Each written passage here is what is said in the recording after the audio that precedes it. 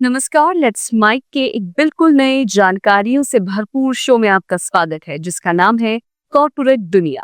ये सिर्फ एक प्रोग्राम नहीं है, बल्कि एक खिड़की है उस दुनिया की तरफ जहां बिजनेस की चालें, स्टार्टअप्स की उड़ानें, मार्केट की धड़कनें और कंपनियों के भीतर की कहानियां आपको समझाई जाएंगी, आसान, रोचक और भरोसेमंद अंदाज में। आइए सबसे पहले नजर डालते हैं कारोबार की दुनिया की आज की खबरों पर। ग्लोबल स्टॉक मार्केट में आज मिला जुला रुझान देखने को मिल रहा है।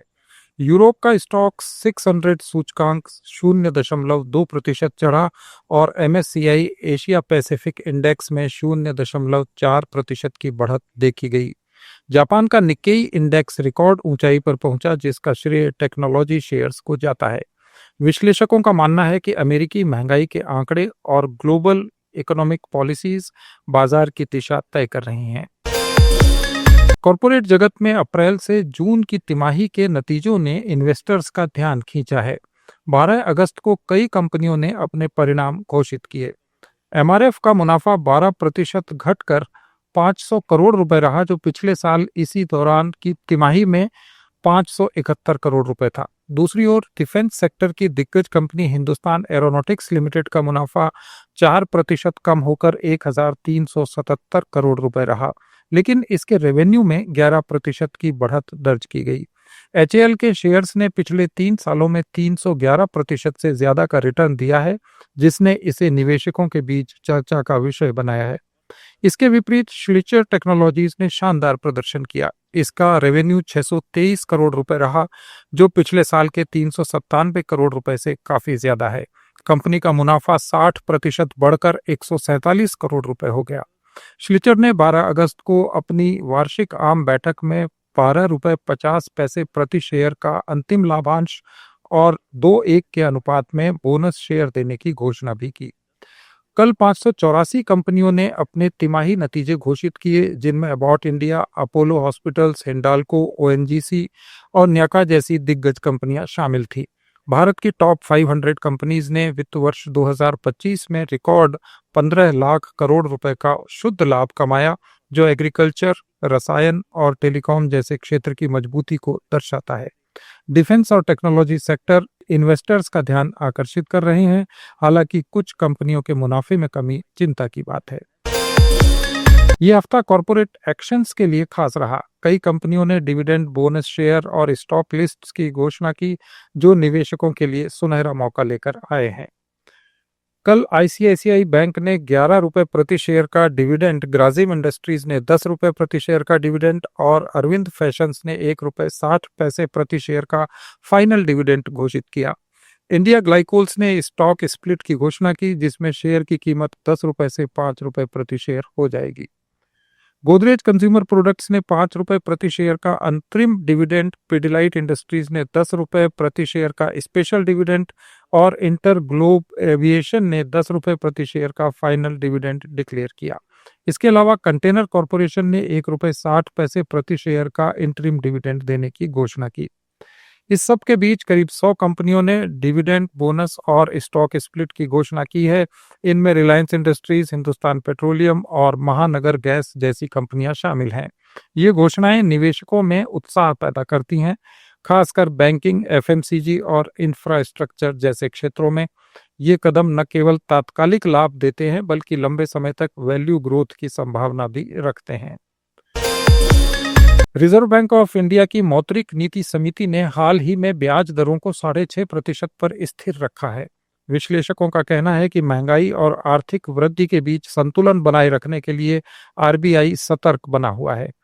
आरबीआई के पूर्व गवर्नर रघुराम राजन ने डोनाल्ड ट्रंप के 50% टैरिफ प्रस्ताव की आलोचना की और इसे सिर पर बंदूक रखने वाली स्ट्रेटेजी बताया। उन्होंने कहा कि भारत अपनी ऊर्जा आवश्यकताओं के लिए रूस से तेल खरीदना कम कर सकता है, लेकिन अमेरिका का यह दृष्टिकोण ग्लोबल बिजनेस को नुकसान पहुंचा सकता है। इसके अलावा सरकार ने छोटे और मंझोले उद्यमों को राहत देने के लिए बैंकों को processing fees, forex hedging charge और कलेक्शन फीस माफ करने पर विचार करने को कहा है। ये कदम अमेरिकी टैरिफ के प्रभाव को कम करने की दिशा में उठाया गया है। आरबीआई की सतर्क नीति और सरकार की एसएमई सेंट्रिक स्कीम्स भारतीय अर्थव्यवस्था को स्थिरता प्रदान करने में मदद कर रही है। हालांकि वैश्विक व्यापार युद्ध और मुद्रास्फीति के दबाव भविष्य में चुनौती पेश कर सकते हैं। अकाशा एयर ने 20 सितंबर से मुंबई से थाईलैंड के फुकेट के लिए डायरेक्ट फ्लाइट शुरू करने की घोषणा की है। ये इस एयरलाइंस की छठी इंटरनेशनल डेस्टिनेशन होगी।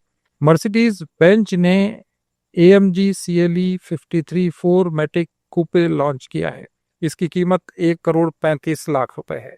ये लग्जरी स्पोर्ट्स कूपे 449 हॉर्स पावर और 560 Nm टॉर्क के साथ आएगा। भारत की एकमात्र और दुनिया की सबसे बड़ी जिंक उत्पादक Hindustan zinc limited international council on mining and metals में शामिल होने वाली पहली इंडियन कंपनी बन गई है। ये एक महत्वपूर्ण उपलब्धि है जिसने भारत को रेस्पॉन्सिबल माइनिंग के ग्लोबल मैप पर मजबूती से स्थापित किया है। ICMM दुनिया की 25 प्रमुख खनन और धातु कंपनियों का एक लीडिंग प्लेटफॉर्म है। इस उपलब्धि के साथ हिंदुस्तान जिंक जिम्मेदार और सस्टेनेबल माइनिंग के भविष्य का समर्थन करने वाले वैश्विक अग्रणी कंपनियों के एक विशिष्ट ग्रुप में शामिल हो गया है। इस तरह ICMM की 40 एक्सपेक्टेशंस के प्रति हिंदुस्तान जिंक ने अपना समर्पण दिखाया है, जो पर्यावरण, सामाजिक और प्रथाओं पर आधारित हैं। इनमें थर्ड पार्टी वेरिफिकेशन भी शामिल है और ये सभी कंपनी परिसंपत्तियों पर लागू होता है। राजस्थान के हिंदुस्तान जिंक के संचालन में उत्तर पश्चिम भारत में चांदी, सीसा, जस्ता, भूमिगत खदानें, स्मेल्टर और बुनियादी इंफ्रास्ट्रक्चर शामिल है। भारत में थोक महंगाई दर जुलाई में घटकर 2 साल के निचले स्तर पर पहुंच सकती है। इसका कारण खाद्य और ईंधन की कीमतों में गिरावट आना है। यूनियन बैंक ऑफ इंडिया ने अपनी एक रिपोर्ट में बताया कि जुलाई में थोक महंगाई दर कम होकर सालाना आधार पर 0.4% निगेटिव हो सकती है। जून में ये 0.13 निगेटिव थी। अगर जुलाई में थोक महंगाई का प्रिंट इस स्तर पर आता है तो यह अगस्त 2023 के बाद सबसे निचला स्तर होगा। रिपोर्ट में कहा गया है कि जुलाई 2025 में थोक महंगाई दर 2 साल के सबसे निचले स्तर पर रहने का अनुमान है। रिपोर्ट के अनुसार थोक महंगाई दर खुदरा महंगाई के ट्रेंड को भी दिखाती है, क्योंकि इस दौरान खाद्य उत्पादों की कीमतों में सालाना आधार पर गिरावट दर्ज की गई। आरबीआई ने अपनी अगस्त की मौद्रिक नीति समिति की बैठक में रेपो दर को 5.5% पर बनाए रखा था। इसके साथ ही खुदरा महंगाई दर के अनुमान को घटा दिया था। सेंट्रल बैंक ने 2026 के लिए अपने महंगाई के अनुमान को घटाकर 3.1% कर दिया, जबकि जून में ये 2.1% रही थी। सार्वजनिक क्षेत्र के बैंकों ने पिछले 5 वर्षों में 5,82,000 करोड़ रुपए के खराब ऋणों को राइट ऑफ किया है। वित्त राज्य मंत्री पंकज चौधरी ने राज्यसभा में बताया कि 2024-25 के दौरान पब्लिक सेक्टर के बैंक्स की ओर से राइट ऑफ की गई ऋण की राशि 91,260 करोड़ रुपए थी। पिछले वित्त वर्ष में ये 1,15,000 लाख करोड़ रुपए हो गई। सरकार ने बताया कि 2020-21 में सबसे ज्यादा 1.33 लाख करोड़ रुपए राइट ऑफ किए गए थे। राइट ऑफ के विपरीत सार्वजनिक क्षेत्र के बैंकों ने पिछले 5 सालों में लगभग 1.65 लाख करोड़ रुपए की वसूली भी की। ये वसूली पिछले 5 फाइनेंशियल ईयर्स में बट्टे खाते में डाली गई राशि का लगभग 28% है। पेटीएम पेमेंट सर्विसेज को आरबीआई से ऑनलाइन पेमेंट एग्रीगेटर बनने की इन प्रिंसिपल मंजूरी मिल गई है। आरबीआई की गाइडलाइंस के अनुसार पेटीएम केवल ऑनलाइन पेमेंट एग्रीगेटर के रूप में ही काम करेगा और इसमें पे आउट जैसे ट्रांजैक्शन शामिल नहीं होंगे। इस मंजूरी के तहत पेटीएम को अपने सिस्टम का ऑडिट करवाना होगा, जिसमें साइबर सिक्योरिटी का भी परीक्षण होगा। ये ऑडिट CERT मान्यता प्राप्त ऑडिटर या CISA और TISA जैसी योग्यता रखने वाले प्रोफेशनल्स ही कर सकेंगे। इसके साथ ही पेटीएम को आरबीआई की साइबर सिक्योरिटी और डिजिटल पेमेंट सिक्योरिटी से जुड़ी गाइडलाइंस का पूरा पालन करना होगा। ये कदम डिजिटल पेमेंट सेक्टर को और मजबूत और सिक्योर बनाने की दिशा में एक बड़ा कदम माना जा रहा है। आरबीआई की कड़ी निगरानी से इसके ग्राहकों का भरोसा बढ़ेगा। ये मंजूरी पेटीएम के लिए नई संभावनाएं और आगे बढ़ने का अवसर लेकर आई है। Cellular operators association of India का कहना है कि देश में कंपनियों को सीधे स्पेक्ट्रम आवंटन करना उचित नहीं है।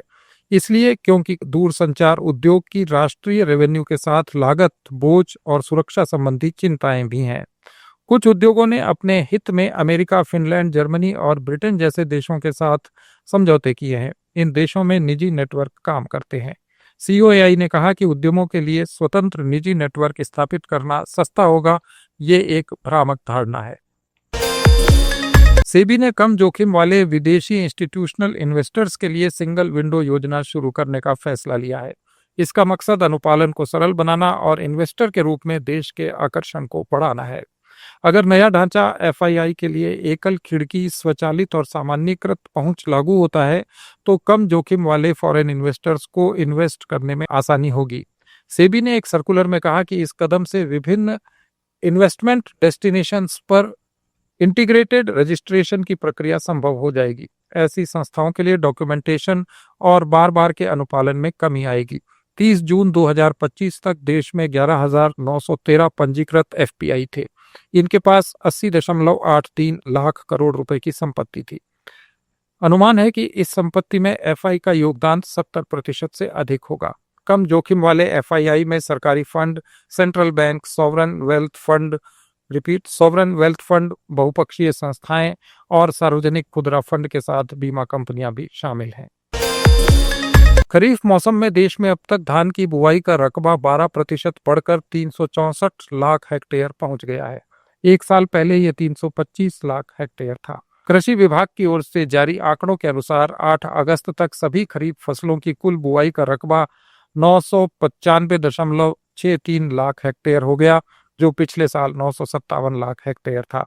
दलहन की बुआई का रकबा 106 लाख हेक्टेयर से थोड़ा बढ़कर 106.68 लाख हेक्टेयर हो गया। मोटे अनाजों का रकबा बढ़कर 178 लाख हेक्टेयर हो गया है।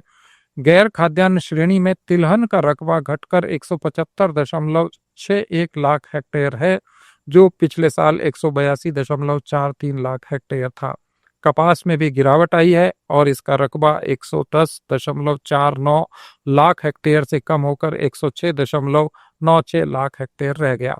हालांकि गन्ने की बुआई ज्यादा हुई है, इसका रकबा 57.31 लाख हेक्टेयर पहुंच गया, जो पिछले साल से थोड़ा ज्यादा है। ये थे कॉरपोरेट जगत के आज के प्रमुख समाचार। अपडेट्स के लिए जुड़े रहिए लेट्स माइक के साथ। आप सुन रहे थे let's mike more than radio. Follow कीजिए हमें हमारे सोशल मीडिया प्लेटफॉर्म्स पर। It's time for news. It's time for more than radio. Presenting the first radio news app, Let's Mic. Let's Mic, a news-based app on your phone where you get to watch and listen news, talk shows, interviews, radio show podcasts. On Let's Mic, you get all relevant information of TV, print, radio, podcast, and digital. Let's Mic talks about every segment of life.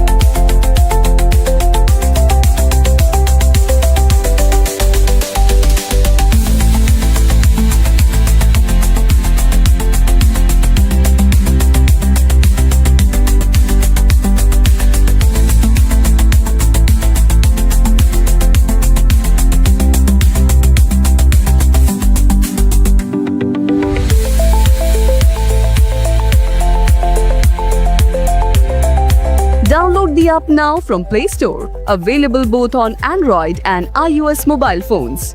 Follow us on YouTube, Instagram, Twitter, LinkedIn, Facebook, Telegram, WhatsApp, Snapchat. Let's talk, let's connect, and let's mic.